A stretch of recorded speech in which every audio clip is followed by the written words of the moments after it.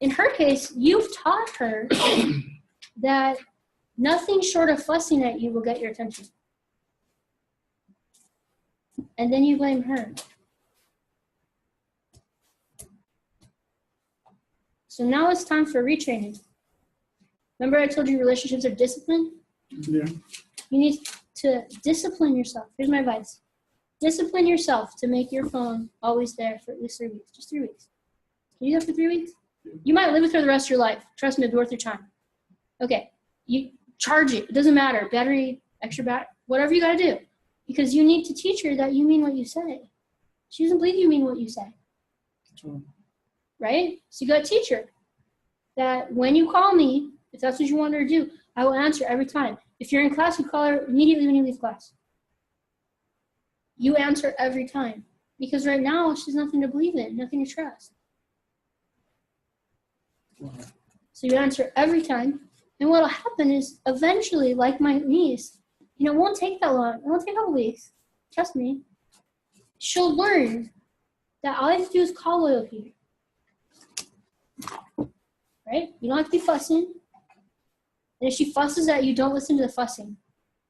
Just pay attention to it. Because that worked. You did it. That worked partially. Mm-hmm. Right? You just stop. If you make a mistake, you don't answer your phone. You don't defend yourself. You just go, honey, I'm so sorry. I'm working on that. Right? So that would be the thing out of your mouth at the party. I'm working on that. I'm sorry. I should have answered.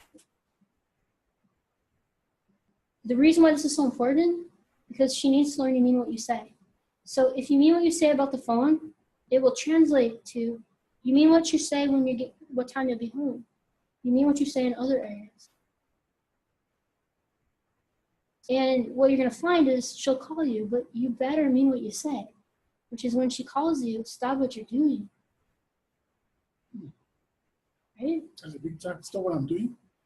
Well, the first couple weeks, yeah. Well, no, she's going to make you stop, sweetie. So you're either going to stop willingly or she's going to fuss at you and you'll stop. She's going to win either way. You might as well just stop the first time, right? Mm-hmm. It's kind of like the mom. They're like, well, Christy, I'm busy. I go, I know. Yeah, you're going to stop. That child is going to get your attention anyway. Yes? You might as well just stop what you're doing the first time. Because people are going to get as much attention as they're going to need no matter what. Like putting it off till later, it doesn't matter. And they'll get it either way. In this case, the only way to get your attention is to fuss at you. So we set out a training program, which, interesting enough, is one of your assignments coming up. Is I want you guys to systematically figure out how are you going to reteach somebody. I'm going to teach them something new. So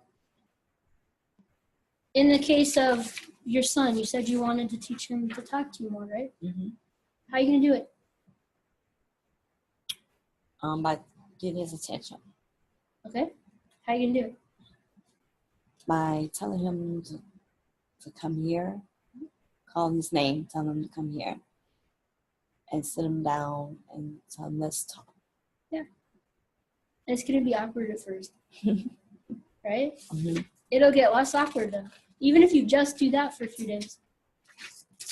Right? Yeah. What's your plan for teaching her not to fuss at you?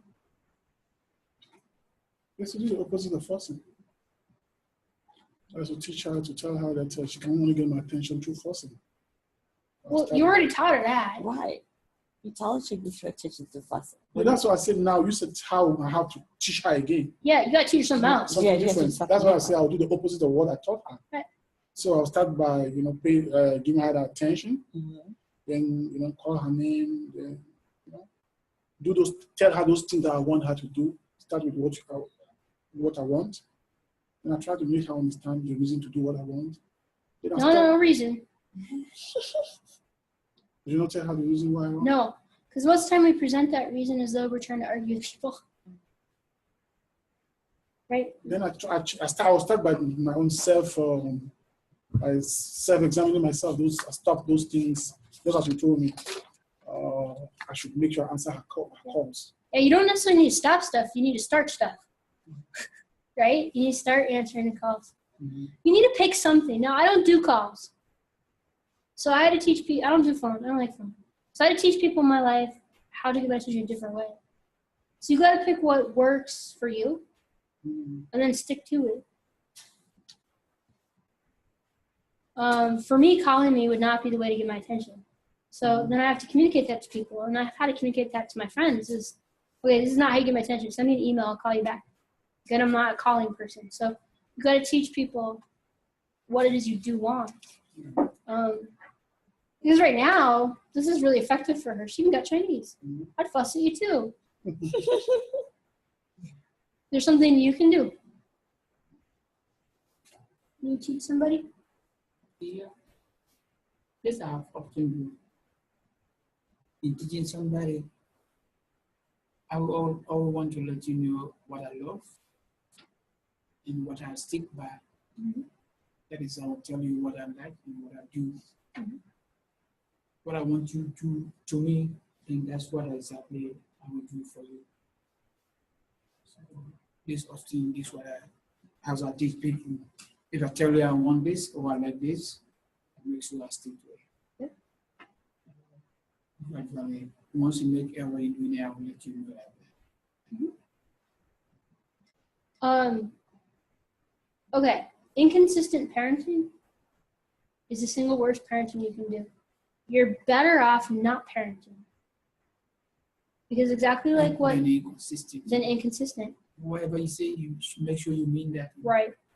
Because what happens, it's just like the slot machine. So if you're going to gamble and you use a slot machine, and the slot machine paid you out 97 cents for every dollar you put in every single time, how long would you gamble? Every time you put $1 in, you got 97 cents back. You keep doing it. That's all you got. $1, and you got 97 cents every time. You may keep on. You're not going to gamble. How fun is that? Right? You lose every time. Why do people get addicted to gambling even though it's 97 cents on a dollar? They continue because they had a hope and believe that they will. Very good. They will be. Because sometime they might win. They will win. Okay.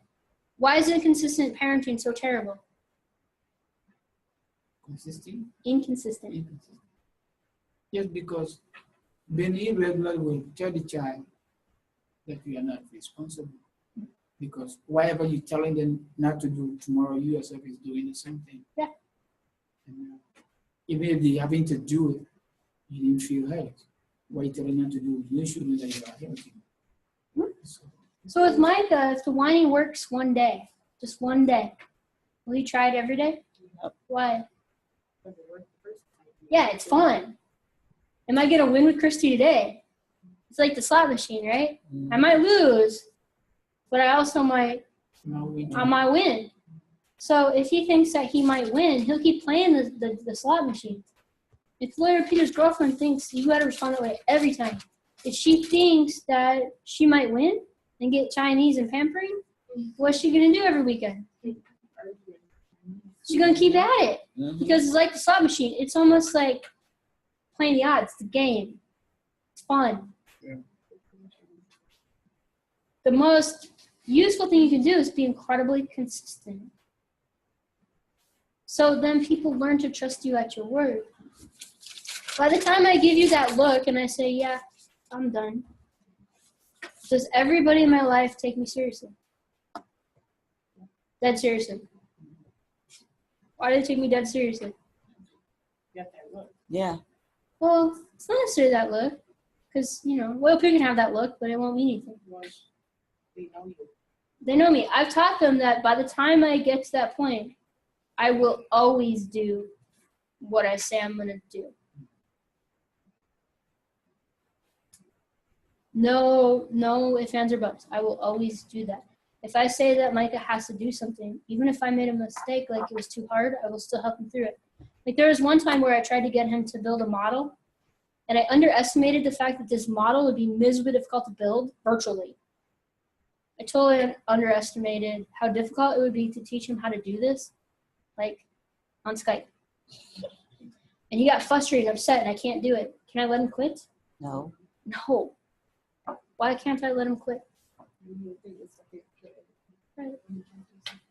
He'll think that, all he has to do is get upset, and we can quit doing frustrating things, right?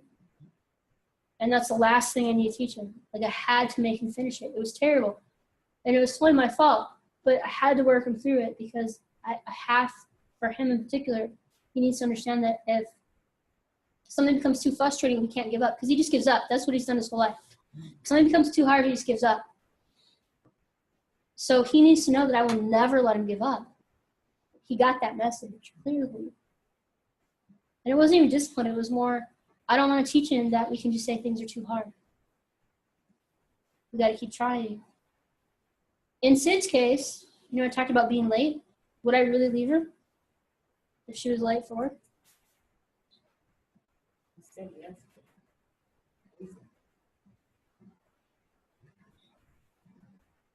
What do you guys think? You think I'd really do it? I think you will. Okay, if I make a threat and don't really do it, is she going to take me seriously? No. No. That would be, okay.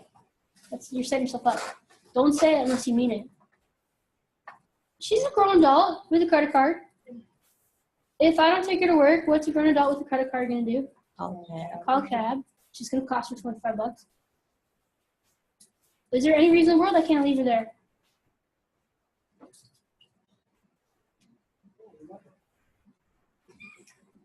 And how much of, you want to talk about fussing?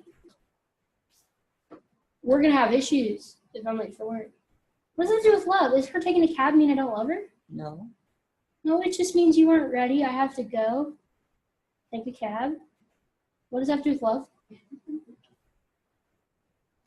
How am I going to feel if I take her late anyway?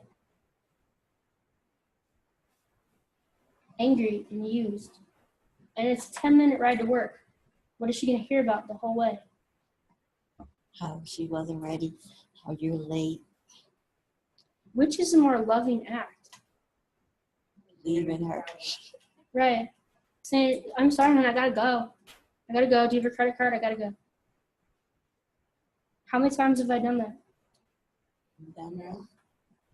Because I taught her before. She was late. She was late for a date when I left. I taught her before that I mean what I say. Now, I have to always mean what I say because that concept generalizes. So now when I say anything, does she take me seriously?